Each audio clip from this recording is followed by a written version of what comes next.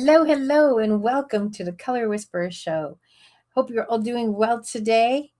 And I've got a few things to talk about, but honestly, today's a great day. If you've got questions, send your questions in. It looks like I can read the chat again. Very excited about that. For a long time, it was tiny. I couldn't read nothing, but whatever got undone, and I can read chat again. So send me your questions and we'll get them answered. So I just finished doing a podcast. Oh, sorry about that. I was sick for so long. I was coughing. I did something to my rib. It was sore. Anyway, so I just finished doing this podcast and it was so much fun. And she asked me some really good questions. So we're going to talk about some of those questions because she asked me some really good questions. So one of the things she asked me is about business and how do we adapt? And like,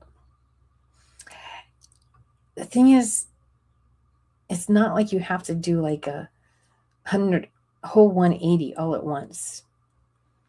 In business, things change. Social media came on. We had to learn social media. COVID happened. We all had to learn how to become more virtual. Things happen and you figure out how to adapt during that one situation. And overall, it affects other things. And how many times I've adapted in 20 odd years of business, I can't even count. You just do it. You just do it as part of being a business person. And the same thing happens in our homes. I've been watching this old show on TV. It's a Brit show. It's called Mrs. Brown's Boys. And there was an episode where they were talking about her kitchen. She's going to be redoing her kitchen. And her kitchen looks like, somebody who's lived in her house for 30, 40 years. And, it was nice at one time. And she remembers what it looks like when it was brand new. And she doesn't see the things falling apart. She doesn't see that they're dated anymore. She doesn't see the parts that don't work so well together. Maybe when she walks in this room, she's like, it's still, there's this element of it's the first day. There's also an element of we get used to things, right?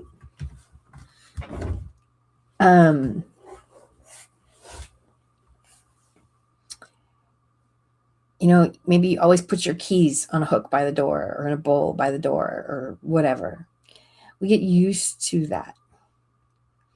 So maybe somebody gives you a present and maybe they're even at your house and they decide where it goes. Isn't that sweet of them?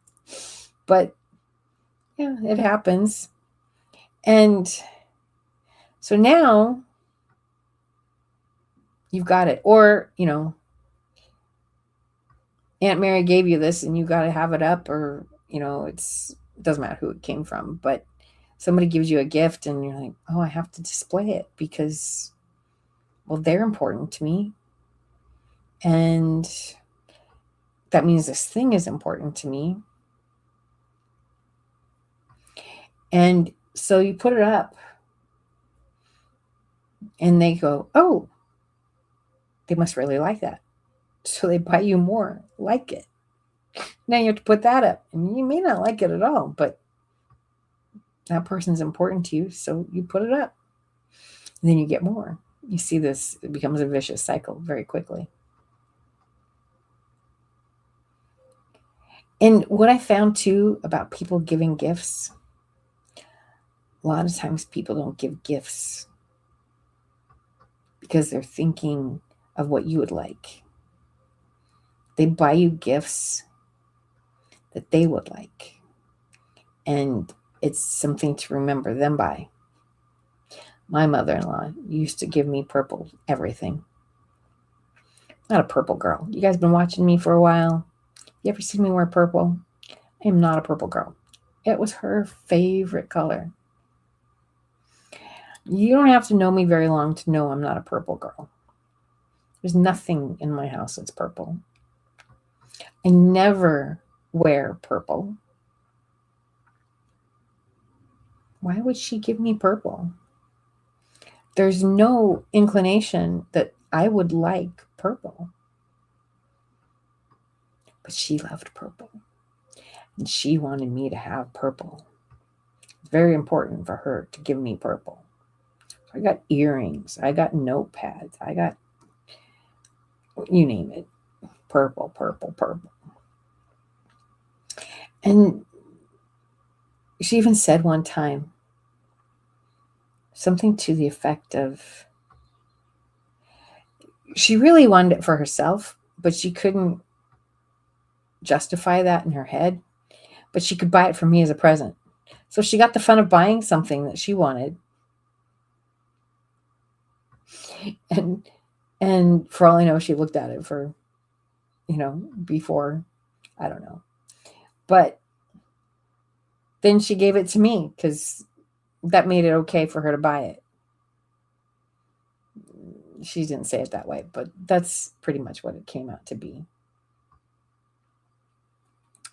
And I never put that stuff up. Never. She could give me all the purple shit she wanted. It was never going up on my walls. It was never going to be put out. It was not. Like, this is not who I am. And, 10 years into the marriage, you should know this by now. So just because somebody gives you something, it doesn't mean you have to put it out. I'm going to give you all permission right now to throw that shit away. You don't need it. You don't like it, it doesn't matter if they're important to you or not. If you put it up, they're going to buy you more stuff like that. Even if you don't put it up, they may buy you more stuff like that.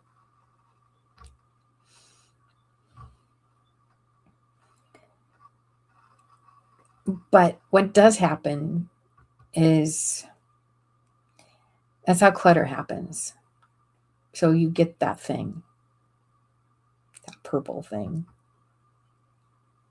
and you put it up. Well, because my mother-in-law is important to me and I wanted to see I care about her and da-da-da.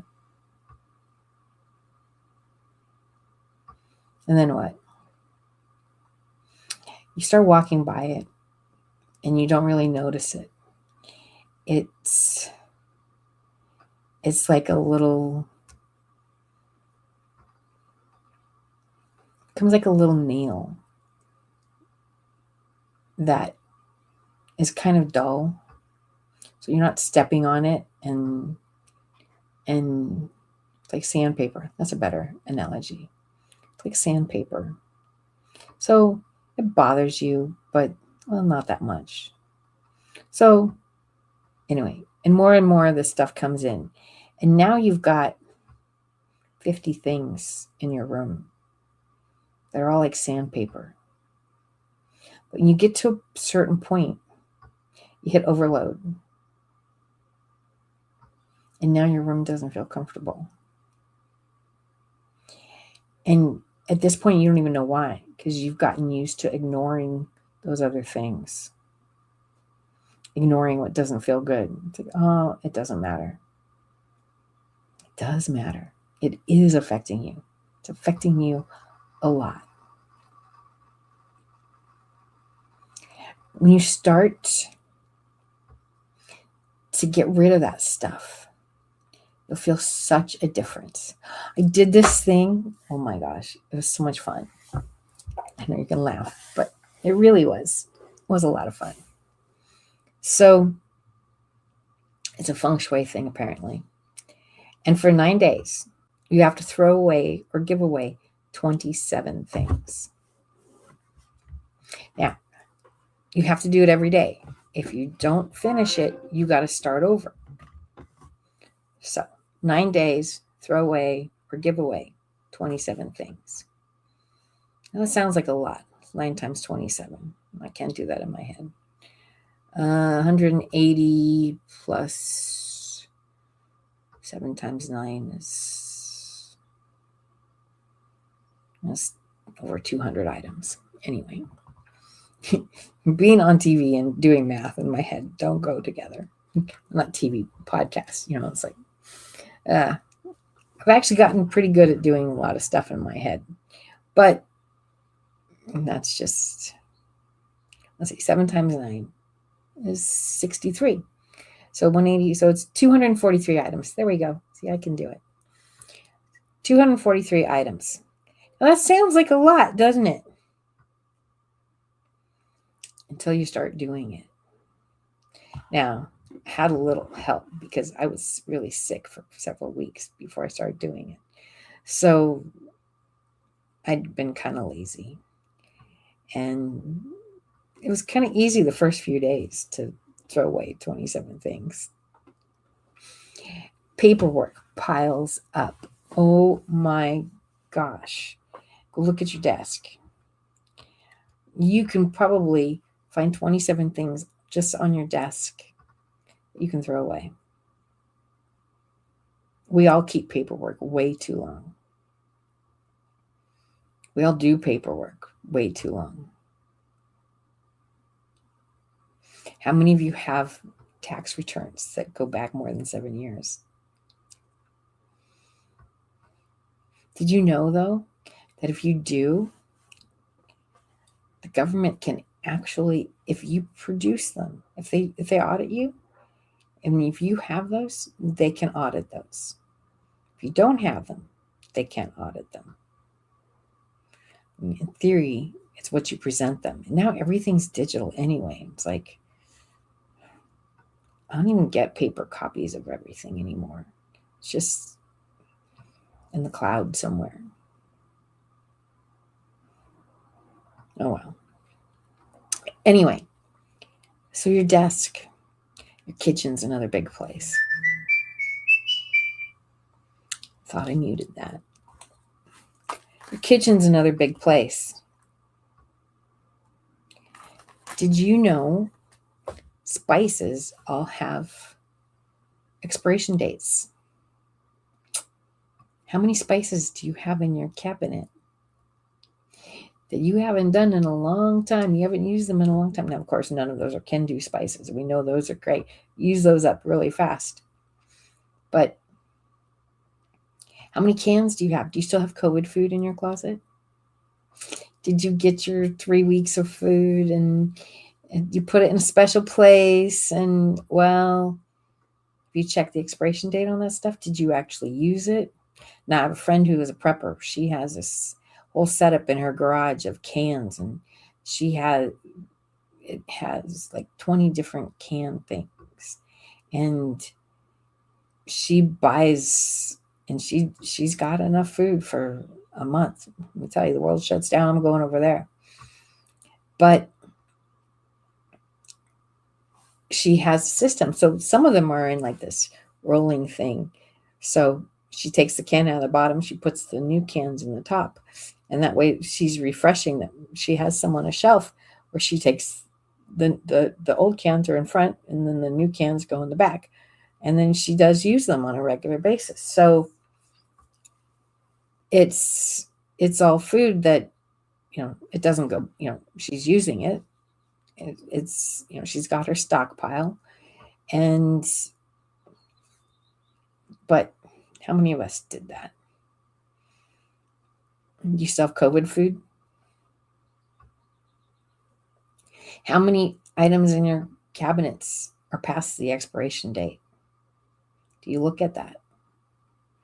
Because the cabinet, especially kitchen cabinets, that's a really easy place for things to get lost.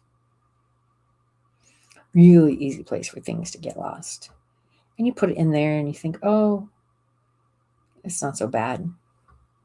And then you sit down one day and you're like, oh, this is not good. And you got to start throwing things away. It really is amazing. This really taught me a lot. Another thing is our closet. Clothes. There's a trick for organizers. You take all your hangers January 1st and turn them around backwards. And then as you wear something, you turn the hanger back. And at the end of a year, anything you haven't worn, that goes to the Goodwill.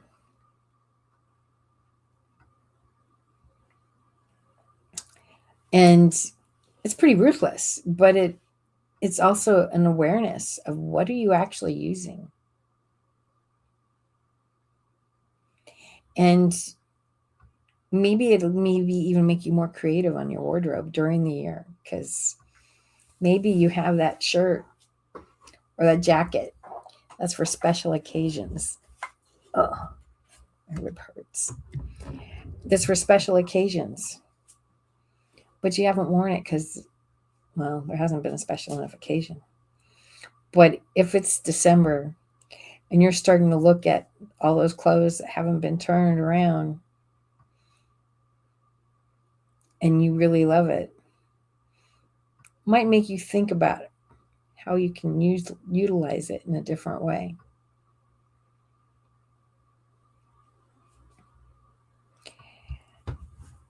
And, there's the junk drawer. We all have a junk drawer somewhere. Maybe you have several. Maybe you have a junk closet. I know people that do. The garage. Oh my goodness. You could probably do, 243? All 243 items in your garage alone. We toss stuff in these places because we don't know what to do with it.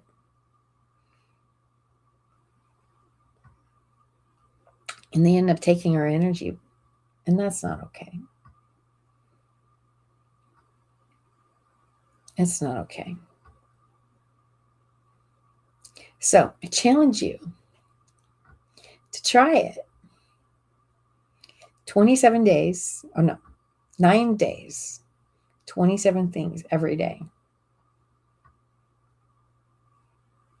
And you're going to find your house feels much lighter. Apparently something really big and wonderful is supposed to happen. I haven't seen that yet. But the house does feel lighter. I feel better.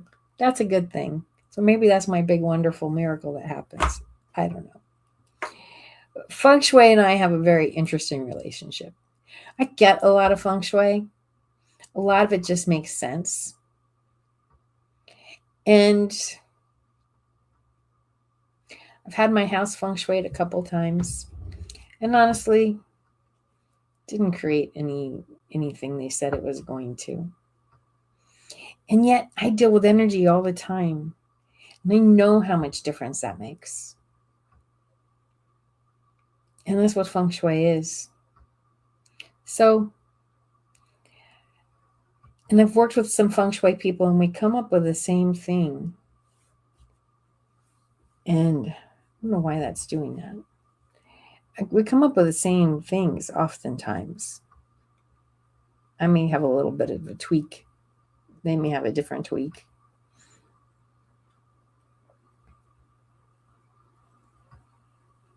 And Feng Shui is ultimately just good energy. But I do it a little differently. So, regardless of whether or not a miracle happens for you or not, you will feel lighter. You will feel better.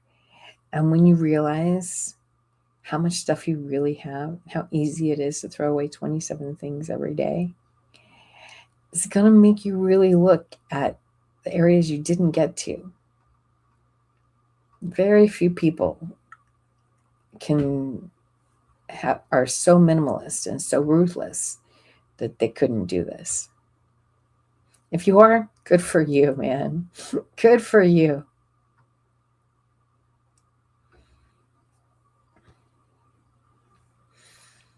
Uh,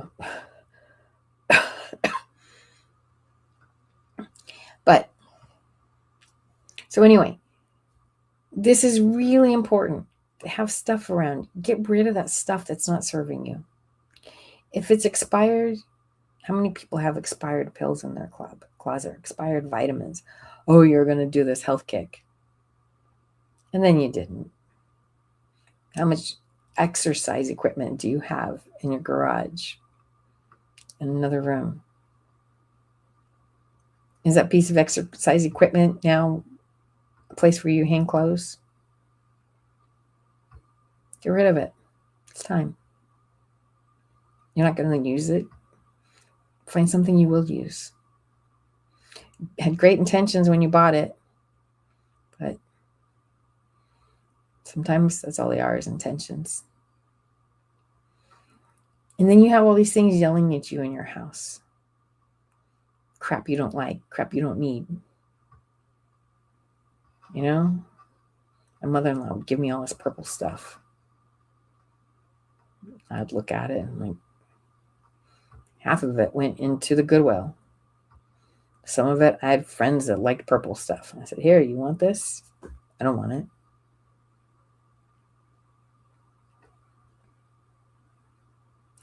Because ultimately, it's about you. What feels good for you in your house? If it doesn't feel good, get rid of it. What's the book say? If it doesn't give you joy, look at everything and say, does it give me joy? If it doesn't, next. Hey, Mark. That makes sense. Yeah, sometimes you hold on to things more than you need to hold on to them. I know I've got this part of a table that was given to me, and I never quite used the table and everything like that, and that's a good part of the table in my house. I probably should take it to the Mark, dumpster you or get sound like rid of you're it. underwater. Mark, you sound like you're underwater. Does it sound like I'm underwater? Let me Now see if you I don't. can. Okay. That's Yeah, but I was better. just saying that I got like this piece of furniture that I probably should get rid of, but I haven't got rid of it. But I'm just holding on to it, and I don't know why. Yeah, I mean, if it's not working for you, give it to somebody else to love, you know? That makes sense. Yeah. And sometimes you just get stuff that you don't even know why you got it. Exactly. People give you stuff, you don't know where it came from, you don't know why I got it. I saw Right. something in my house when I was doing this exercise. I'm like, how'd that get here? I didn't buy that. I don't know where it came from. Yeah, that makes sense. You don't know where it came from, or how you got it, and everything like that. But then there's other gifts that you get that you like. Like I have a little rubber ducky that I got from a race that they used to do here in one of our areas called American Tobacco, and they would do like little races of the rubber duckies to raise money for nonprofits. Mark, you're So then underwater. didn't really make money, but the rubber ducky was kind of cute. So I kept the rubber ducky just like I kept the goat. But the goat needs a battery. You were kind of underwater again. It sounds like you got a rubber ducky. So, and that can be fun, you Yep. know. We gotta let the child in us have a voice, you know. I like Yeah. to have I like to have unexpected whimsy. That's one of the things I like to do is have unexpected whimsy. Had somebody asked me one time, "Well, what do you do with all your stuffed animals?" And I said, "Well, they're touches of unexpected whimsy." And so if you have a chair that's more of a decorative chair, not really one somebody sits in all the time, you can put a stuffed animal there. Let them sit in the chair, you know? Yep. Or you can have I have a Herod's bear that's a doorstop, and he's got, fancy suit and a top hat and everything. And so he's a doorstop. You can use, you can have a stuffed animal in a corner. You can have a rubber ducky in the corner somewhere. Put it as part of your bathroom, put it in a bathtub. And somebody comes in there and goes, "Oh, look, there's a rubber ducky. How fun." It's not about making everything in the house cute, but you can have touches of whimsy. And I think that's fun. It lets people know kind of who you are. Yep. Yeah, and I love having whimsical things. Whimsical things can be fun. I know that my dad has a bamboo turtle that he actually has named Bamboo and everything like that. It's a little turtle figurine.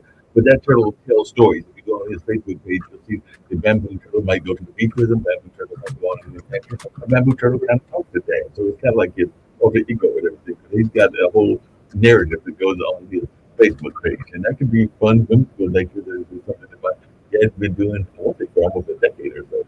But it's just fun hearing Bamboo tell his stories, whether they're going to the beach, like I know this weekend. They're at the beach, him, with my dad, my two nephews, and Bamboo Turtle. And I'm sure Bamboo will have all kinds of stories about finding seashells and finding different things in the ocean. But it's just fun watching him tell those stories, even though dad is in his mid-80s, he has fun telling those narratives, these little made-up stories. Stories are awesome. Everybody needs stories. Right. We're supposed to be creative, and that's a really beautiful way to be creative. Yeah, definitely. Because I've even thought about doing something similar. A friend of mine, friends that I lost touch with, I haven't heard from in a while. But they wrote I told them how much I loved it. Thought otters were cute. So they wrote a book about otters based on my love of otters. And it's actually on, I think Nicole Maxwell got it on her page and everything like that. But she wrote the book based on me telling her about the otters and how much I love the otters. So she created this otter character. So maybe I'll pick it up and write more of the otter narrative other than what she wrote and everything like that. But it was just fun that she heard me talking about how cute I thought otters were, and then she made a whole book about Hmm, very it. cool. Yeah. Oh, well, it's not what you got on your mind, but if nothing much, we can do a 30-minute show or whatever you feel Yeah, like. let's. I think I'm okay for today. Okay, Um, okay, we'll come back next week and everything like that. We can do something really quick that I told you about and everything like that, but I'll do that now just for the fun of it and everything like that. But we can see once we get any results. But let's see what poll question we want to do. We will do can do spices. So what do we want to ask people in a poll question really quickly? Let's see. What is your favorite room? That's what we'll do. What is your favorite room? What is sure. your favorite room? And I think they give you four options. So we'll say the living room, The kitchen, the bathroom, kitchen, and the bedroom. kitchen and bed and bed. You said kitchen, living room, kitchen, bathroom, and bedroom. Is that what you said? Yep. And option and bedroom and bedroom. And then you create it, and then I get to start it and I get to show it. See, there it is.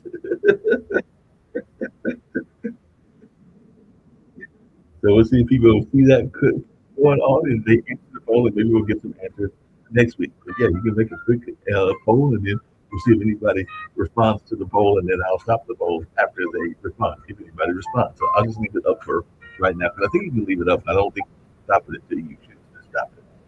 Yeah. So I'm going to leave it up there, and then we'll go out with some can do spices as well. But maybe we can do this on a regular basis. We'll come up with some poll questions, but this will be our testament and everything like that, since it is the color whisperer. We'll see what rooms they like, and then maybe you'll have specific tips based on what rooms win the most and everything like that. So that sounds like a good experiment that we can try and everything like Sounds that. like fun.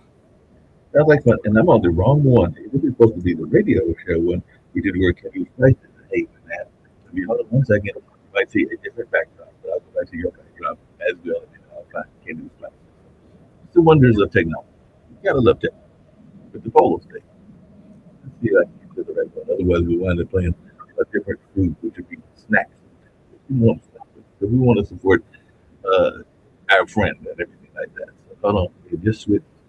And then I'm going to go with the background. The girl's background. That was the garden. You go back to the room. You got your number. And then this is how you want to begin the spices. So now we'll get ready to go out with the Kentu spices because I got the right one. All right, now we're ready. Cool. Always good to see you. And I know you got all kinds of exciting things going on and everything like that. I was just talking to a friend of mine today. We were thinking about how great it is, even in restaurants, to see lakefront property. They went to a restaurant and it was like a fancy restaurant. They said it was almost like New York, New Jersey. I think the restaurant was in my mom's hometown of Rocky Mountain. But it was a friend of mine that I used to do the road with the Apollo. But they were saying how fancy the restaurant looked and the food was really good and everything along those lines. They were telling me how amazing the food was. Next time I go to see mom, I'm going to find out about this restaurant, but one of the appeals was that apparently there was a lake out there near the restaurant, so you could eat and also see animals in the lakefront as part of the design. So I know lakefront can be fun backdrops for restaurants. One restaurant that I ate at, right next to it was a bunch of bamboo trees, and that definitely made it enjoyable looking at the bamboo and also seeing the animals, whether it was the birds or the cats, roaming around the bamboo. There's a restaurant here that you feel like you're in a tree. It's really cool. Um, but our bodies need nature, and we live in these concrete jungles, and our bodies really crave it. And even just looking at water, it has a lot of healing capabilities, Right. and it's amazing. So being next to water, being near trees, all of this really helps us heal our bodies on a really amazing way. The Japanese have something they call tree bathing or forest bathing. I think it's Japanese, and that's what you do. You just go for a walk in the forest, and I've seen they've done videos where you don't want to go walk in the forest. You can sit and watch the forest bathing, but it doesn't have as much effect because really it's feeling the wind, feeling the sun on you, feeling, you're able to commune with the trees, and you don't know you're doing it, but they are, there's an exchange of energy there, and it's really important for well-being. Yeah. No doubt about it. I'm gonna have to find me a nice fancy restaurant that's got some good environment and everything like that. But right now we're gonna go to Kendu Spice and have some good old fashioned Kendu Spice and all along those lines because definitely that'll be fun as well. But I definitely look forward to seeing you next week and definitely gotta get you to come visit the southeast and everything like that because I know that you do for a southeast visit. You need to come here, even though the pollen and you may not be all that good friends because I think our pollen is about to increase and everything like that. But other than that, it's great seasonal weather because even though I got on my sweater, it's probably about 60 or 70, and I think they're talking about us being in the 90s in another week or two, which is a little bit too soon for me to be in the 90s. Yeah, we've been in the 80s. It's actually been kind of perfect weather. It's not too cold when I get up, and it's not so hot I have to put the AC on. It's really been kind of perfect weather. Good. Well, hopefully you can visit our weather as well soon in the not too distant future. But right now we're going to go out with some Kendu Spice from our good friend in Delaware because that's where Shawnee lives at. She lives in Delaware, so we're going to go see our good friend from Delaware and her Kendu Spices. You know how people love to enjoy food and don't understand how to flavor their food or how to replicate a meal? They're interested in supplements but don't know where to begin? Well, what I do is I take the guesswork out of enjoying flavor and wellness with my flavorful spice blends so that they can create delicious meals with healing benefits. Can Do Spice was created to help cooks at any level enjoy healing through food. Every spice blend was designed to give added health benefits of natural herbs. Every blend is complete. There's no need to add any additional spice for a delicious meal. Saving you time and money while adding supplements to your meals can be both tasty and fun. My earliest memories in the kitchen began with my father, Kenny Can Do Bond, so it was fitting that I would name this line after him. I have always looked to natural remedies to supplement the body, and I found myself hiding herbs and minerals in foods for my family. That's when it hit me. Everyone needs Can Do Spice. Everyone should be having this. It's an exclusive brand for cooks at any level who want to create flavorful dishes with healing benefits that can satisfy the body and soul. Add a little spice to your life. Give Can Do Spice a try.